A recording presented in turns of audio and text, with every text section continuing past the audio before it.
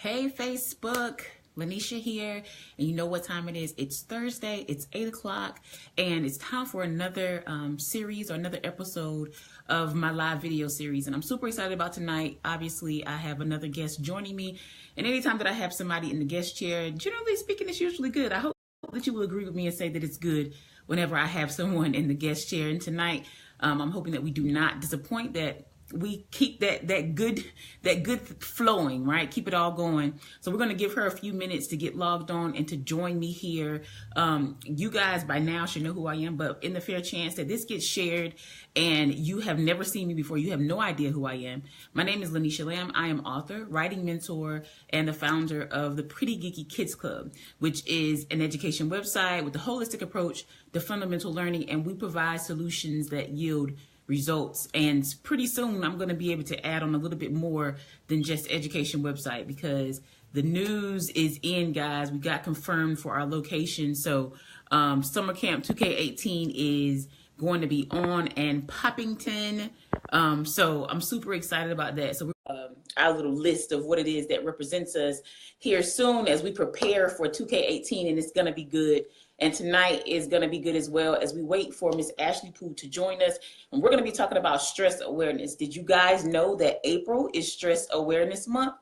I'm going to be honest with you and tell you that I did not know until I came across one of Ashley's posts where she was asking, what would you rate your stress levels?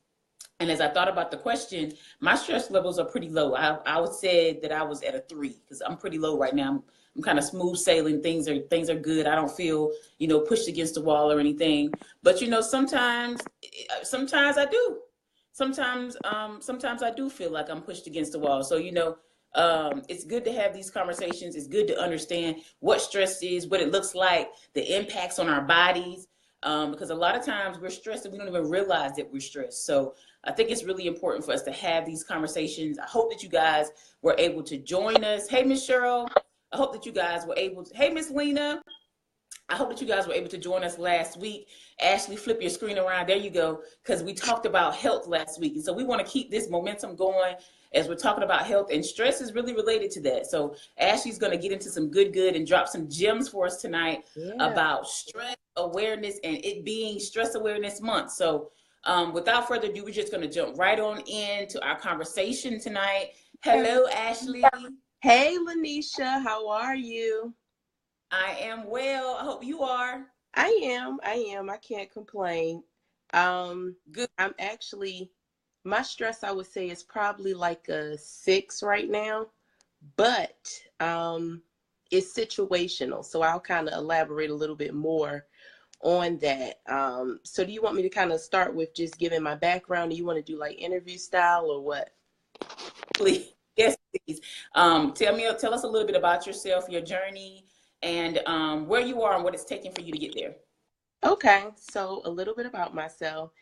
I am currently in a doctoral program. So I am working on my clinical psychology doctorate. So I won't have a PhD, I'll have a PsychD. So it'll be a doctorate in clinical psychology. So I have 2 degrees presently. I got my bachelor's degree in psychology from Fayetteville State, and I minored in public administration. And I also received my master's degree in counseling psychology from Fayetteville State University. Upon graduation, I became a licensed professional counselor, and I practiced in the field for a couple of years. So I graduated in 2011 with my master's, and I enrolled in my doctoral studies fall 2015. So that gave me 4 years to practice. And the reason that I decided to go back to school was there's only 2% of African Americans that represent all clinical psychologists, 2%. And I wanted to, kind of diversify the field. And I realized that my knowledge was limited and my scope was limited. My practice scope was limited at the master's level. So as a licensed professional counselor, I do practice outpatient therapy. I work on treatment plans, not limited to doing case management and different things like that. And becoming a clinical psychologist will broaden my scope because I'll be able to do psychological assessments, research studies. That's really, really what's needed. Minority groups, African Americans, we are underrepresented in the research. So a lot of times the literature that we read about healthcare and about different things are normed off of the majority member population, which is not us. And so I wanted to get in the game to, you know, like I said, diversify the field and also educate myself so I can educate my people on what we need to do to live longer and improve our quality of life. So it's been a journey, but I've been enjoying it because psychology is all about the study of behavior. So I'm teaching other people how to do their thing, but I'm also learning how to do mine. Good. Okay, awesome. So since I've already mentioned that I had no idea that this was Stress Awareness Month until I saw your post asking people what's your level of stress. And you mentioned at the beginning of your introduction that yours is a 6. Right. So if you feel ready, can you tell us why you're at a 6 now? I can. I'm ready. I'm definitely ready. So I'm at a 6 because this program is really, really, really, really challenging. I'm away from home. So, you know, I'm a country girl, but I'm in the big city now. The school that I go to is a medical school, and it's one of the top clinical psychology programs. And I am, you know, broadening my scope because I work with a very, very diverse population because it's like over 2 million people in Philadelphia. So I've worked with a lot of different demographics. So my stress is related to working on dissertation. Also, I'm in practicum now. So essentially what practicum is it's like an externship, a pre-internship. I do a lot of free work. And when I'm not doing school work and when I'm not doing free work, I'm doing work so I can get paid. And the reason that I say it's not necessarily a bad thing that I'm, you know, like at a 6 is because I do have a deadline on when the stress is going to decrease. And that's it can become a little problematic is that when you're at a 6 or 7 or 8 and you don't even know when it's going to stop. You don't know when stress is going to stop. So I'll use this time too to kind of like talk about what stress is and, you know, why it's not a bad thing, some of the myths and some of the other things you can kind of tell me that, you know, you may want to know or that you think people might want to know about stress. But I'll start by saying, like I said, stress is not necessarily a bad thing. It's actually necessary to some degree because when you think about it, if you're stressed, it's usually because you have a dead up. And stress is essentially like a response. It's like fight or flight. And so, you know, it's like a warning sign. So that's why each day I've been trying to name 3 things that people can do to decrease their stress because it's like you usually kind of start at like a 1, 2, 3, 4, and then it just kind of escalates as you don't intervene. And so, like I said, if you know that, you know, Tashima, yes, don't look at their stress having a deadline. Like I said, so one myth is that all stress is bad, and that's just not true. Stress can help you so you stop procrastinating. I heard this quote from one of my mentors, and he said, everybody procrastinates, but not everybody is a procrastinator. And so you don't want to be a procrastinator. Like we all get busy. You know, if you're trying to achieve anything and be successful, 9 times out of 10, you have to have a lot of things on your plate. So managing it is what's going to be like, you know, the most important and being mindful that, hey, I am stressed. So I recognize that my stress is at like a 6 or 7. So I've been doing things to implement that. But like I said, it's not necessarily a bad thing. So if you're stressed, you shouldn't necessarily go see a health professional. You should implement some strategies to try to decrease it. Okay, so let's backtrack a minute. So you know that you're stressed. What is it that was going on with your body or anything around you that let you know that you were stressed? And Okay. then what can people do in their own lives? Okay, definitely. So stress varies from person to person. I do want to highlight that. And also I'm going to be looking at my computer screen because I like to reference empirical data. Like that's one thing that, you know, psychology and behavioral health is all about. Like not just giving my opinion and my perspective, but generalizing it so that it's applicable to most people. So I'll be looking at my computer because sometimes I'm going to cite the APA, which is the American Psychological Association, and then some other websites. But I'll put all of the websites that have stress management tips in the comments after the video. So that way, anybody that's viewing and wants to go back and look, they can. So Okay. specific to me, So I already have eczema, and that's like, extremely dry skin. It's like some people call it the asthma of the skin.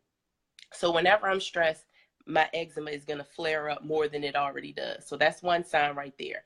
I'm one of those that kind of like, I internalize a lot of things. I mean, and so one of my body's responses to stress is to, my eczema to flare up even worse than it does. One other thing is I noticed that even though I'm working out regularly and stretching, I still feel a little tense. And I would say probably like the third thing that lets me know that I'm stressed is when I'm disengaging in the things that I normally like to engage in. That's another like telltale sign. But, some of the more general things that they say, and we can kind of like break it down. You can let me know adults versus children, if you want to kind of like get into that, because there are some different things. And I know you mentioned wanting to highlight how parents can be mindful and how they also can provide interventions for their children. So specific, like adults, I think, like I said, stress, the symptoms can vary. But most people will feel like physically tense. You may feel tired more often. You may be agitated. Like that. That's one of the like consistent telltale signs, like for males and females, is like that agitation. Like somebody can bump you and say, "Excuse me," and it's like, you just bumped me, so you kind of get agitated a little bit more. But if we think about it, like I said, stress means your body is not like balanced. It's not at an equilibrium. So it's kind of like in fight or flight mode. You stressed. So if you already in fight or flight mode, you in fight mode, and then somebody tap you when you in fight mode, that's another threat. And so you're more likely to respond in a drastic way to that versus saying, "Oh, Sally stepped on my foot. She didn't mean it," So that's one of the things. How about you? And how do I tell I'm stressed? Yeah. Well, you know what? As you just mentioned that and you said agitation, I would say that mine kind of comes and goes. So I guess maybe whenever I responded to your question the other day, maybe it was because of where I was in the day.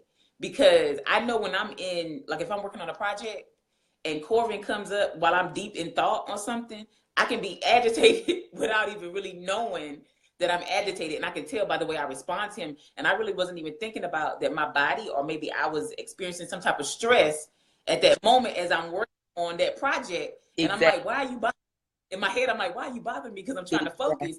But as I said that, I'm like, okay, that's what it is. That's what it is. Okay. But yeah, agitation is probably the main one for me. And then eating. Oh, now, I left that out, but definitely eating. I will stress eat all day. But I did want to take this time to like point out, how common stress is. So there was a study done in 2016 by the APA. Like I said, APA is American Psychological Association. And they reported that 72% of adults reported that they felt stress at some time during the month.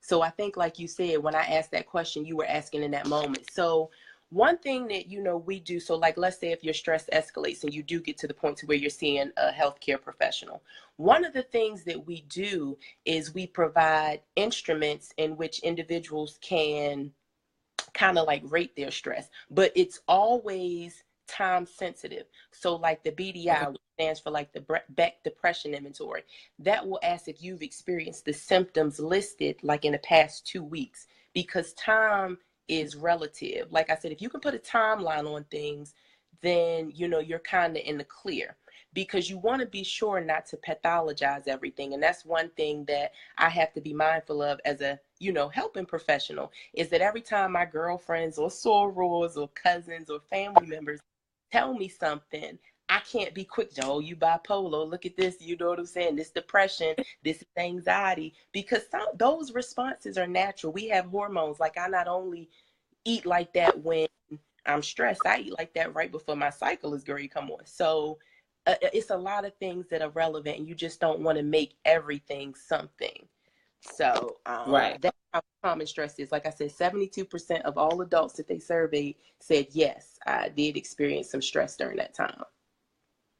Okay, so now after I realize I am stressed, now Mm-hmm. what do I do? Hey Lisa, hey Tiffany, thank you guys for joining. Miss Cheryl, I see your comments. I'm gonna answer your questions.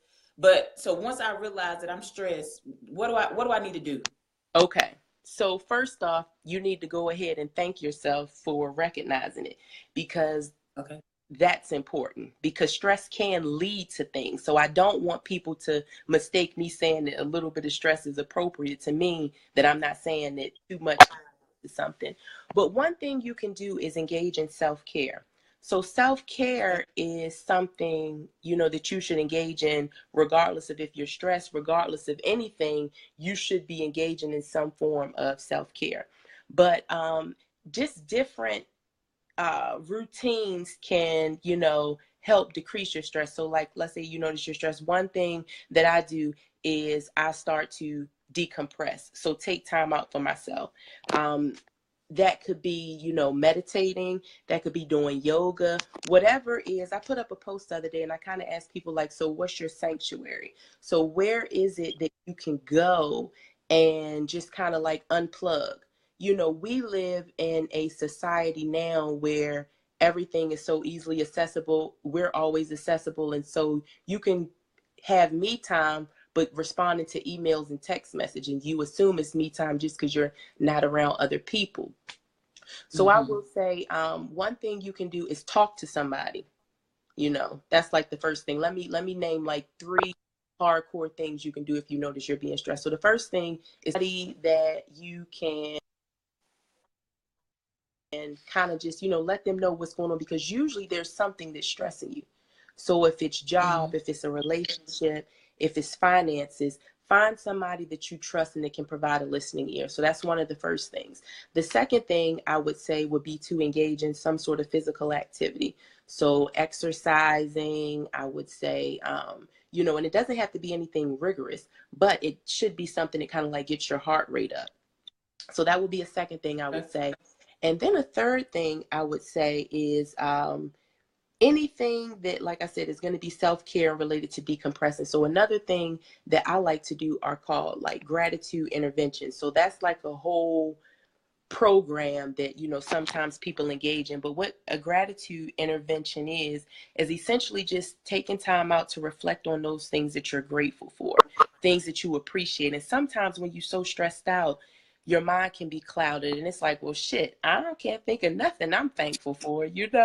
And that's not, so what we tell people to do in that capacity is to, like, go outside, see the stars, like look at, different things you can appreciate, because you can always find something that you're thankful for. Right. Look at Okay. Tiffany. All right. I'm making notes.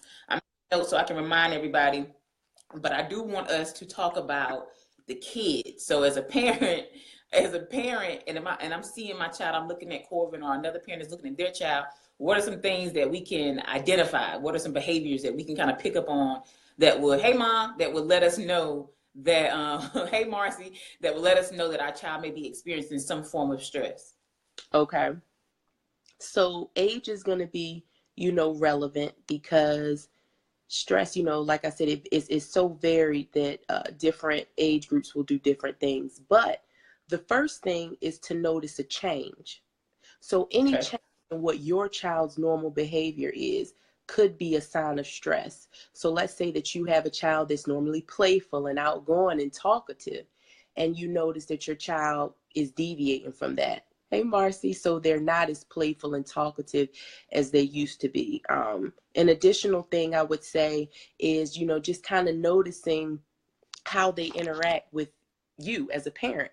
I've heard that teenagers can tend to, really isolate themselves from any kind of interaction with their families. They can also, kind of like lose and fade out from older relationships, and like try to take on newer relationships, because then it's a little bit unrecognizable. These new people, they won't ask me am I stressed, or they don't necessarily want to monitor that, because sometimes reporting that you're stressed is putting yourself as being vulnerable, and a lot of Mm. times that can be uncomfortable. I mean, one of the stages of development is when children are trying to become autonomous, And so a lot of times they can't verbalize or express that they're stressed.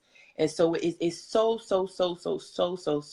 important for parents to just recognize the change. So what is the baseline for your child and how are they deviating from that? Another thing that I read that was also on the APA website that it says, you know, parents should watch for is like that feeling of being sick. So maybe your child is verbalizing something, but they're saying, Mommy, you know, my stomach hurts, or I got a headache, or, you know, they want to sleep a lot. That could be because they're experiencing, you know, some stress. But usually, like I said, stress is always typically related to a situation.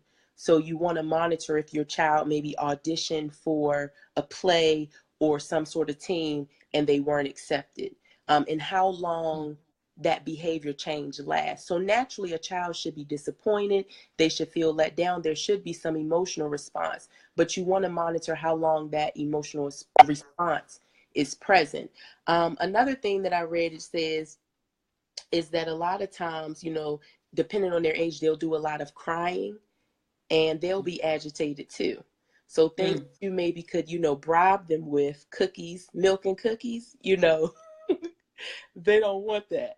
So I think, like I said, it's just watching for the negative behavior change. It's very rare that it'll be like positive behavior changes, as far as like, you know, you have an introvert child and they're becoming more talkative. It's not impossible, but it's unlikely. So you just want to kind of, like I said, watch out for those negative behaviors, you know, that can be different for your child. What Tiffany said, oh, yeah, vulnerable. Tiffany says very true, vulnerable, because sometimes stress is interpreted and being out of control, and admitting that may be a challenge for people. Exactly. Yeah, that may be. Exactly. Those of you who are coming in, obviously you know that we're talking about stress, and Ashley is sharing a lot about, from her perspective, you know, what she's going through as a student, PsychD student, right, at Temple University in Philadelphia. I'm not at Temple, I'm not. What's the name of the school? I'm at PCOM. And so PCOM. PCOM, yeah, it stands for Philadelphia College of Osteopathic Medicine. And we do a lot of self-care there. There's a lot of self-care awareness and initiatives because our career is kind of like dedicated to supporting people with their stress and the things that they're going through. And, you know, sometimes mental health, healthcare in general, but mental health is high burnout. And so it's going to be important that we're mindful of our stress so that we can, you know, really like implement things. But Temple is still a great school too. Shout out to the Owls. And I always see PCOM in all of your statuses, but girl, I thought that might have been like the organization or something. I didn't know. But yes, she's a student at PCOM PsychD, but she is from Kinston. So those of you who are from Duplin County, she's not far from us. So you know we always have to pay homage to the home team. So super excited to have her on the show tonight, as she's sharing with us about stress and the fact that April is Stress Awareness Month. Not all stress is bad stress, and she's talking to us about how we can tell if we're stressed. So some of the things that she shared personally were, you know, maybe flare-ups in skin, eczema. If you have eczema, you may experience flare-ups. You may also feel tense.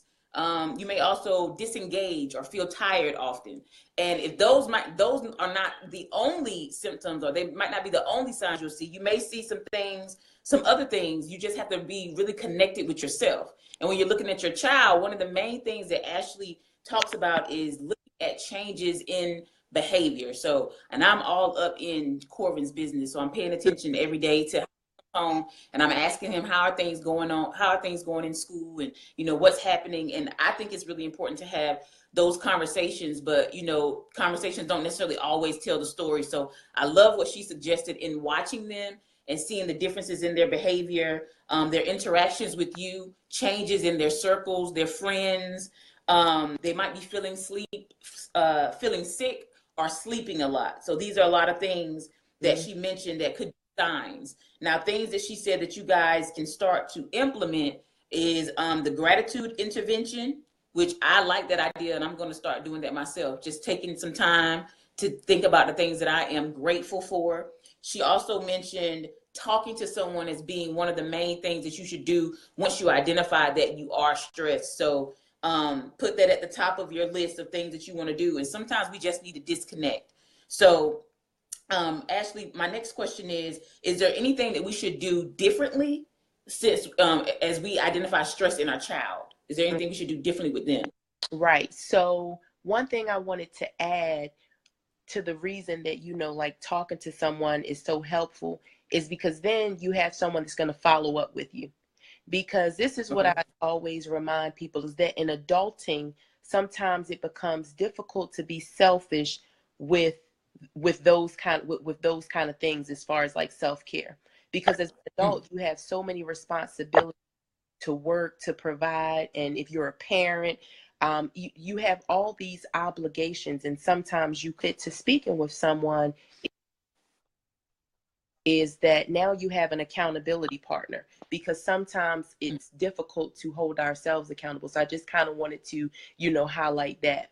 So one thing I would say in terms of children, it is going to deviate and be a little bit different. Obviously, some of the like higher order things like writing in a gratitude journal would not be, let's say appropriate for somebody that's younger.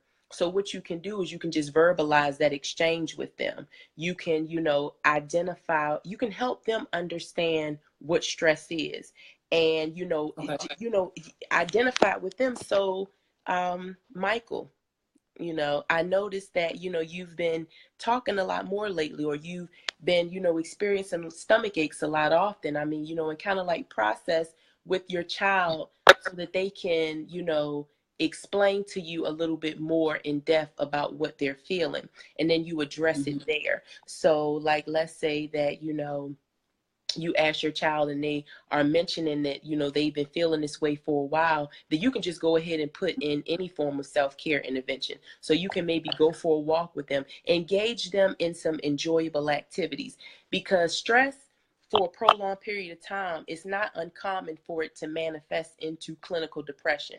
Is that like that's not impossible. And so with that being said, what the research says about individuals who are depressed is that they are not engaging in enough enjoyable activities. So back in the day, when people were depressed, it wasn't uncommon for a helping professional to say, well, get out and do something, or get out and breathe the fresh air. Don't get me wrong, that's helpful for somebody that's like isolating, and it can be helpful for anybody. But the key thing is to engage in an enjoyable activity. I don't necessarily really like picnics. I don't really like outside because of dragonflies and it's sweating. So me going outside with a mat and sitting in the grass is not necessarily enjoyable for me. But so yes, it's gonna help me. But you know what I'm saying? When you ask me, well, how you feeling now? It might be only 0.5 better. So what I need to do, because there are certain things, is maybe I need to be around people. I'm a very sociable person. So maybe I need to go to a place like a lounge. Maybe I need to go to a bookstore and read a book, or Starbucks, have some, iced coffee is my thing now. But I want to be mindful to people. It's an enjoyable activity. So don't, go do something and say, Ashley told me that I just needed to go run and that was going to work. If you're not a runner, it will make, now running and exercise, that's a different story, because that, regardless of how you think about it, will make you feel better. But you want to find out what your child enjoys. So do they like going to the playground? Do they like painting? Get them a coloring book. Find some things that they can enjoy and have them engage in those things. They want to help you cook, but it needs to be something that they enjoy. Don't have them doing chores now, parents, just because you think, oh, so Sally acting funny. She act like she got attitude. Fold these clothes up. Sometimes I've seen that. No, I've seen that with my teen clients, is that parents respond to symptoms, which could be agitation or shortness, and they punishing the child for being stressed. You know what I'm saying? Like, they punishing the child for being stressed, and it's like, no, this is a cry for help. Sally not being smart, letting you know, hey, mom, I'm stressed. So finding out what your child enjoys and tackling that is going to be very helpful from what the literature says. Because I'm about to give you a situational example, and I want your response to it. And this comes based off what you just said. So Okay.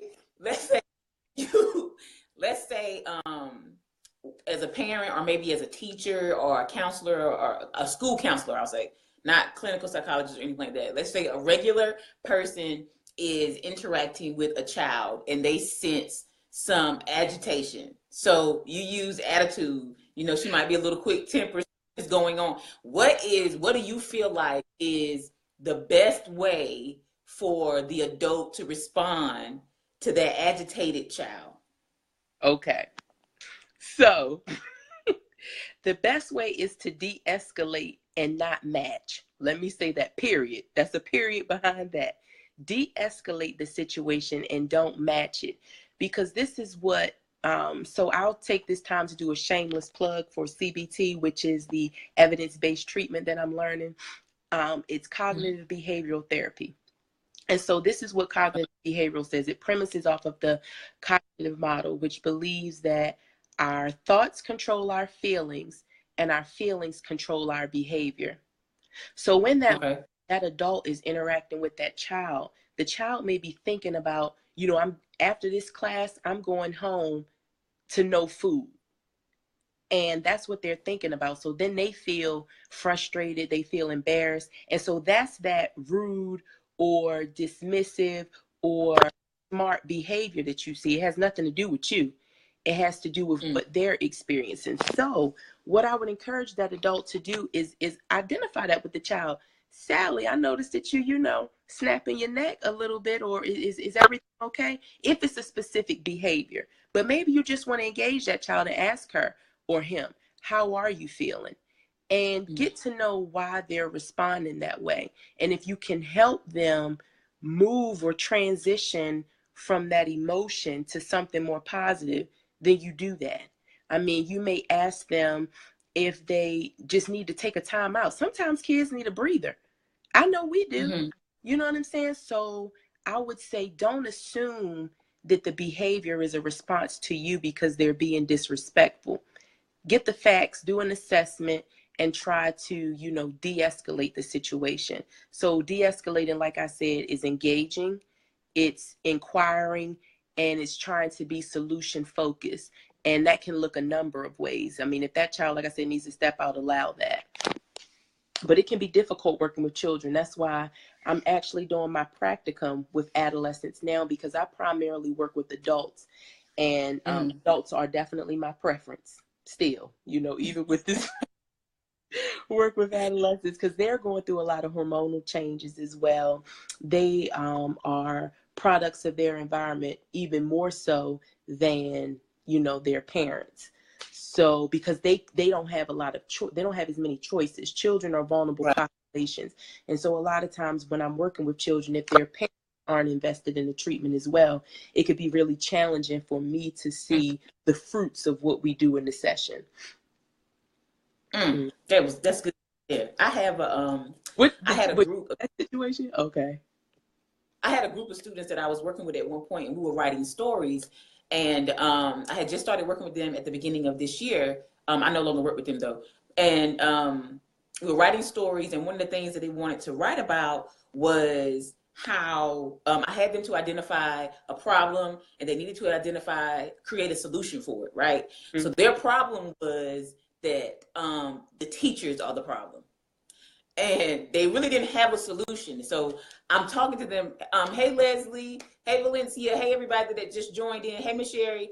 And I'm talking to them, and I'm like, well, why is the teacher a problem? Because they don't get to go outside. And at first I'm like, well, they middle school, you know, I said, what y'all, what you want to do outside? So, you know, they're just, you know, idle chit chat or whatever. They just want to, I guess, like you said, decompress. They want to break, but they didn't know how to, they didn't really know how to verbalize that, I guess. And because their behavior wasn't so good, their teacher was not necessarily on board with them going outside. So in that particular situation, it kind of sucked, because they wanted to go outside because they needed to decompress, and the fact that they weren't going outside, their behavior was getting even worse. Right. So, right. Sounds like an appropriate response. And so that's why um, when we work with families, when we work and consult with different education settings, what we remind people is that there are certain privileges that shouldn't be used as punishment. So you should not feed your child because they're right.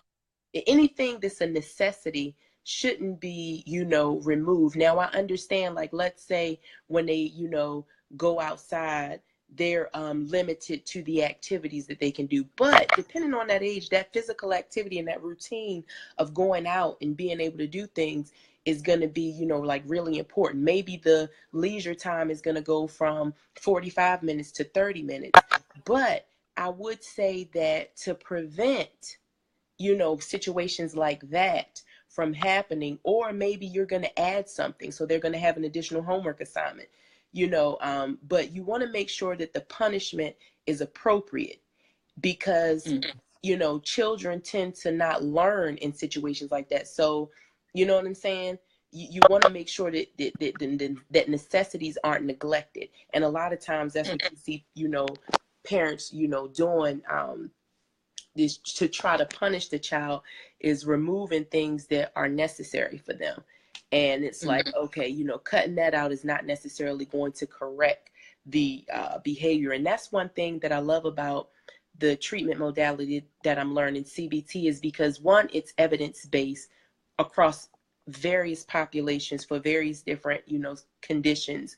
But two, it's also, it infuses two levels of exploration. So the cognitive piece are the cognition. So in any situation when you're dealing with stress, I'll use this kind of like as a teaching point, just to talk about, behavior in general. And when you're trying to, respond to children, and when you're responding to yourself. So the cognitive piece is kind of like processing.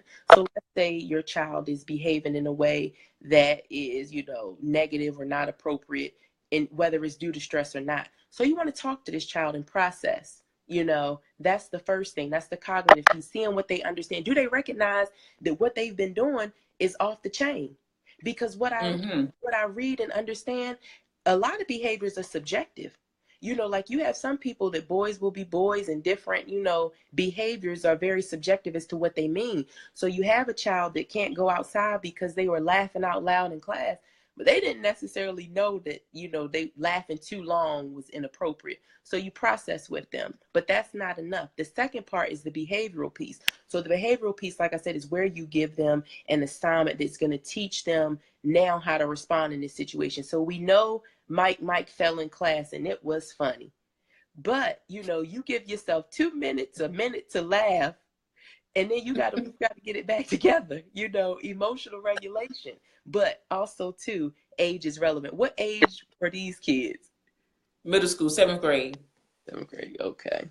I had a Yeah. 7th grader today. I shared with you the challenges, and that was a 7th grader. Something with these 7th graders now.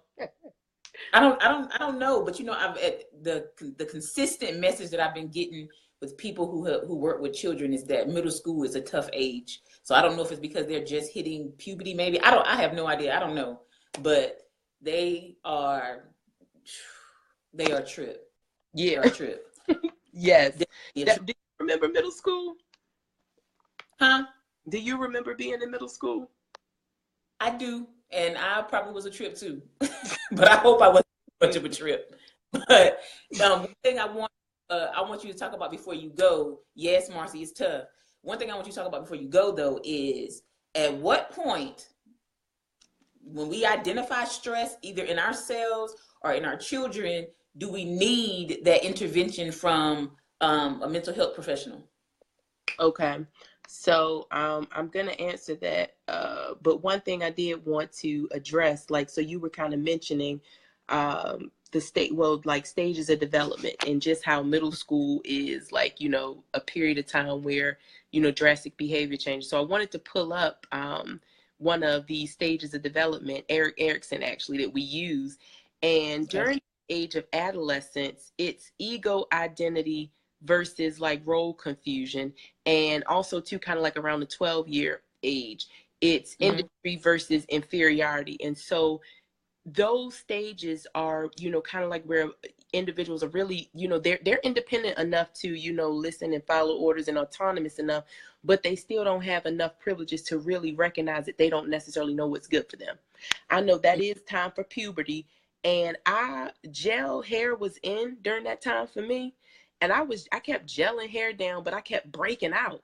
And I was mad because gelling your edges down was in, but my grandmother kept saying that's why I was getting them bumps on my face. But I didn't hear that. So it was the struggle and, trying to be independent because you're letting me do my own hair, but you checking what I do when I do it. So now I'm mad because it looked good to me.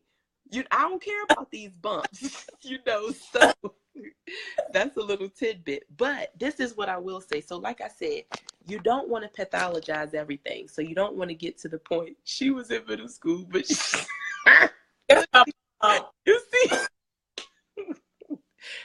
thank you, Lanier. Please call her out. She remembers. Clearly she remembered. Okay. But no, what I was going to say is, so we look at the length of time and look at, what it's in response to. So like, let's say that a child is, they just, maybe lost homecoming king or queen, a few weeks or a week, and there should be some improvement. What I would say is it's a little challenging for me to gauge when. So I guess I'll talk about the whole spectrum. So obviously there are some clear signs. So if there's weight loss, if there's a decrease in grades, if there's always wanting to stay home, what we look at when we pathologize things, we're looking at how debilitating is it? How, like, what areas of life is it affecting, this behavior? Is it affecting their relationships? Are their grades dropping in school? Are they going late to work all the time? Are they, always like missing the bus? You want to look at how drastically the stress is affecting other areas of their life. And that's for adults and children when you kind of like decide, do I need to, seek professional help? I would say, just kind of like watching for that. Because if no areas of life are really being interrupted, then I would say over some time of engaging in self-care and, like doing activities that help you decompress, you should see improvement. But the clear signs are going to be like, being late, missing assignments, like you being late for work, engaging in unhealthy behavior. So adults, if you're getting to the point to where you've picked up a bad habit, like, so let's say that, so I said, I'm stressed. I'll use myself as an example. I'm in this, program. So there have been times where I've drank coffee at like 10 o'clock at night. And it's not recommended for people to intake caffeine after a certain time. So it's not ideal. So I put some things in place. Okay, Ashley, if you even going to drink coffee, even when you don't have an assignment due, and you're, what I'm saying, this is becoming more and more frequent, I need to either implement an intervention or I probably need to talk to somebody. So I would say just assessing which areas of life are being, interrupted, or, is going to kind of like be the most important thing. But I will say that technology, and one of the positive things is that, you can pretty much find a professional that can help you with a Google click. The only, well, not the only, but one of the, like I said, gift and a curse. One of the curses to that is you have a lot of individuals claiming to be healthcare professionals, and they're really just exploiting the population. They, their understanding of how to help a person pull out of their situation is not really something that's clinically sound. And don't get me wrong, I'm spiritual. I definitely believe in prayer. I definitely believe in talking to friends. Like, not everybody I talk to is a mental health professional. But when it comes to your stress manifesting into something like major depression or generalized anxiety disorder or something clinical, your family and friends, unless they're healthcare professionals, they're just not equipped to deal with and manage that. And so I see online a lot of times people are paying, people in other countries or paying, being scammed.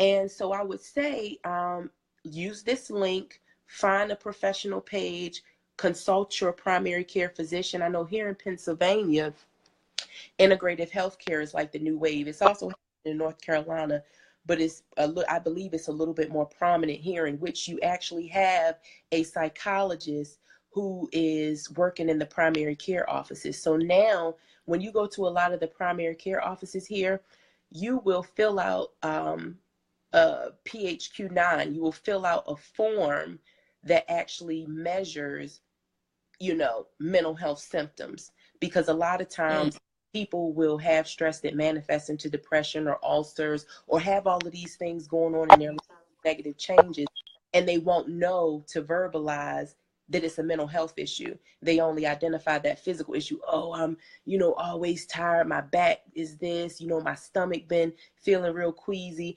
And that's another reason that I wanted to get into mental health, is because our verbiage is very different.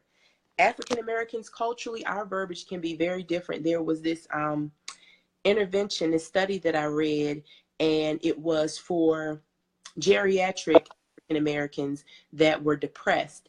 And it was called like beating the blues or something like that. It was something that they could recognize, because a lot of times, African Americans would say, man, I've been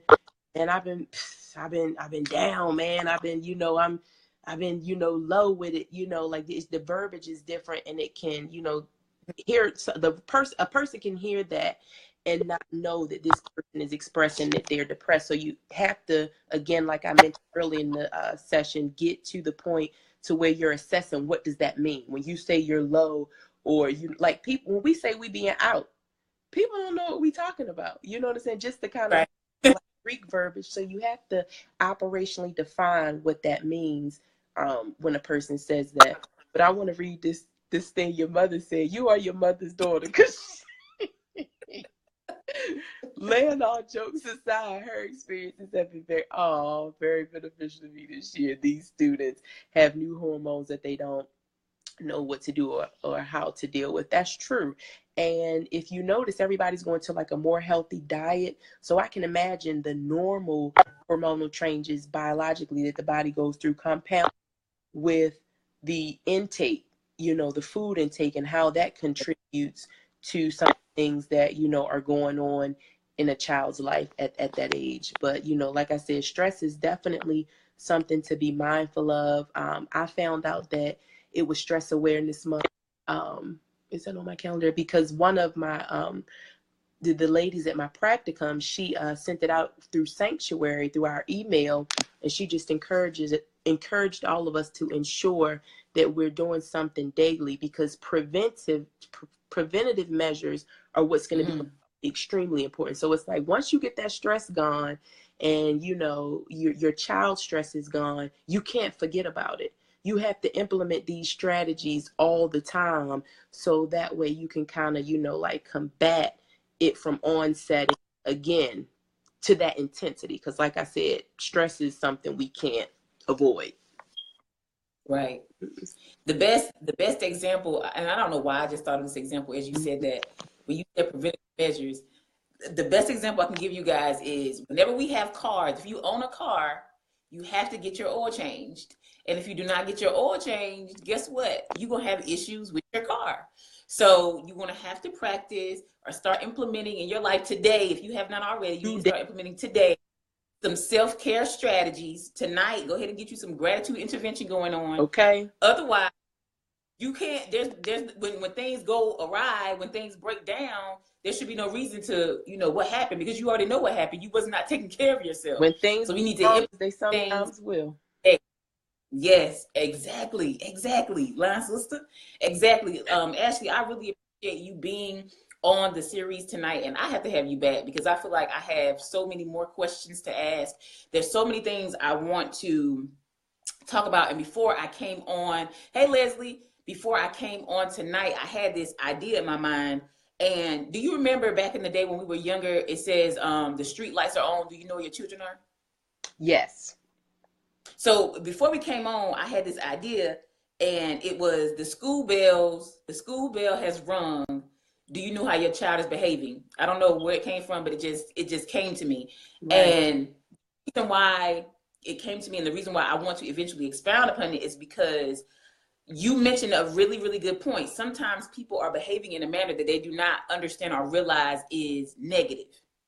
So if we're not having conversations about it, then how can we correct it? How can we help redirect it? And I Exactly. think that's really, and when parents don't understand that the way their child is behaving is negative, then it creates a problem in the classroom. Exactly. So, yeah. It absolutely does. So, prior to working in private practice, I did a lot of community-based treatment, where I would like go into the homes and I would work with the team. Uh, but in private practice, that's when the client comes to the office, and I'll never forget one of my first clients that I had. So it was in Fayetteville, and it was an African American mom. She was about 20. She was between 22 and 25, I would say. And she brought her son into the session, and he had to have been about 5 or 6 years old. And so she told me that she had to bring him to me or to a therapist to be evaluated, or the school was not going to accept him back. Like they said, we're not accepting him back until he gets an eval. And I could tell that she was, a little agitated, and she was only coming to me because the school was refusing for him to come back until he was evaluated. So during the session, most private practices have couches in there. He was tearing my office up. I mean, he could not sit still. He was falling all around. I mean, he was doing everything inappropriate. And so Right. I'm sure my face was kind of like this, because she kept saying that the school wants her to come get this evaluation. And when I was asking some of the questions, she really didn't have anything negative to say about his behavior. She said that, he's a boy, he's been at school all day. And I wanted to say, like, if the way he's behaving in my office and you're not redirecting him is the way he behaves, I see why the school wanted you to, you know what I'm Right. saying, do it. So we kind of processed, and I told her, it's the intake. So the intake is a lot of questions. So, outside of the questions, I was giving her feedback about the process. So long story short, I thought it went okay, but I did make sure, I did kind of identify with her that, is this his normal behavior? Because he seems to be really active. And she was like, well, he had some sugar. He just got home from school, yada, yada, yada. She never came back. So in doing my supervision with the practice owner, we went over my cases, staffing my cases, and I told her about this case. And what she told me was not meet the parent where she was at. So basically, I'm in this session like, you got to know that your son's behavior is off the chain. You got to know that if he's flipping all around and just being a boy, that this is unacceptable. And she told me one thing that I've used in my clinical practice: don't even think it, because when you think it, it's on your face. So she came to me for help, and essentially I was looking at her like, like, this is not okay. So what I should have done was, identify with her what her norm or idea of normal behavior is, and what society's normal behavior is. Like, it, because culture is very relevant. If she grew up in a Yeah. predominantly male dominated family, that boys was wrestling and they was rough and they was, knuck if you buck all the time, then her son is behaving the way he should behave. However, in public school system, if your child can't sit down, if he can't comply, there are certain things that a child has to have the initiative and responsibility to do. So I will Right. say, like you said, parents increasing their awareness, us having these dialogues is like so important, because a lot of times, for lack of better words, it's ignorance. And you find your children in the predicament that the adolescents I'm working in. So like I said, I normally work with adults, but I wanted to challenge myself. So my practicum is actually with males that have been adjudicated for a sex offense. So outside of the ones that have been like traumatized and, maybe they've been touched themselves, it was lack of supervision. Kids are curious, and that's all it takes is the parent to go in the kitchen and your son to be in the living room with, his sister's homegirl and him to touch her inappropriately, and now he's a sex offender. So having those conversations and awareness is so, so, so important, because I'll tell you, the majority of individuals that I work with are minorities, and they're in the system now. Now, a lot of their records will be, cleared off. They've been, like I said, males that have been adjudicated for a sex offense. It doesn't have to be for the rest of their life, and it doesn't have to follow them. But it's a very traumatic experience to be arrested and to even have to come to see this therapy. And we see adolescents as young, even under 14. In the state of Pennsylvania, 14 is when you can, sign your own documents, and you could be you can legally handle your own affairs as far as therapy is concerned, like coming to sessions and signing off on things. But I say all that to say that you would be surprised with a lot of these situations that got these boys there. It's not necessarily cut and dry where he raped somebody or he, did something that was just like so vicious and scary. You do see that, but you also see where it was just curiosity. And I'm not normalizing it, or I'm not saying that it's not something that still doesn't need to be treated. But what I am saying is that lack of supervision and lack of awareness of what your child is doing is a lot of times the reason that these kids get in these situations in the first place. That's huge right there. So on top of, simply just asking your child how their day was and what's going on, we need to make sure they understand how to handle themselves, their bodies, and know what personal space is, and keeping your hands to yourself. We need to make sure we have those conversations, because I think sometimes we look at it as, my child is too young, or I'm not ready to have that conversation, or, oh, that would never happen to my child, or something like that, that you miss opportunity. Right. He know better. How he know better if you never talked to him about it? So we miss opportunities whenever we don't have these conversations. So it's not just about behaviors. We gotta have conversations about, what Ashley's talking about too. And if we don't want to think about it, we don't want that to happen to be our situation, but we got to make sure that our children understand what is right and what is wrong, because it's not always cut and dry, and I think sometimes, but it's not. That's just our reality. So make sure that you guys are having some conversations. Make sure that you are implementing self-care into your daily routines for you and your child. And make sure, I got to make sure I repeat this, make sure that whatever your self-care is something enjoyable, not just a walk in the park. Somebody told you to go walk in the park. Unless it's working out. Unless it's working out. You do not have to get in that gym.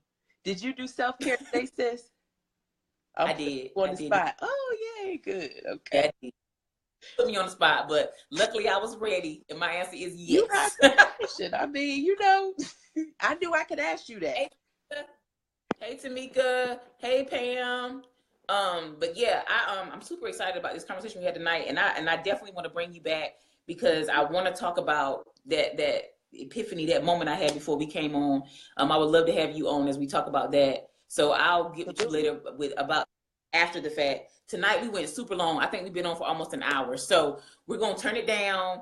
And I thank you so much, Ashley, for joining me. I hope that people were able to find value in what you shared, which I know they were able to get something. So if you found value in it, please share it so somebody else can get those same gems that you got tonight. Let's keep this thing going. We don't want it to be just an April thing. Yes, it is Stress Awareness Month, but people are experiencing stress all year long, 12 months, 365 days a year. So share the message, let somebody else know, let somebody else see the things that Ashley identified as signs and symptoms in adults and in our children, so that we can intervene whenever we need to and seek help if it's necessary. So thank you guys so much for joining us tonight. I'll be back next week, same time, same place. If you need to contact Ashley, her name is tagged in the post, and she is going to drop in those links for anybody who needs those references. And one thing I can say about Ashley, the thing that I joke about her all the time,